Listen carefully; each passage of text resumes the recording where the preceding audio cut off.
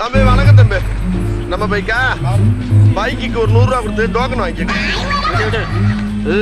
ஆர்னி என்னடா டோக்கன் கிட்ட ஆர்னி ஊர்லிங்கிறாரு.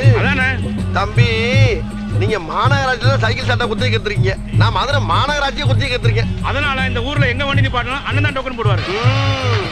சைக்கிளுக்கு 50 ரூபா, பைக்குக்கு 100 ரூபா, காருக்கு 300 ரூபா, லாரிக்கு 500 ரூபா, ரயிலுக்கு 1000 ரூபா, பிளேட்டுக்கு 5000 ரூபா.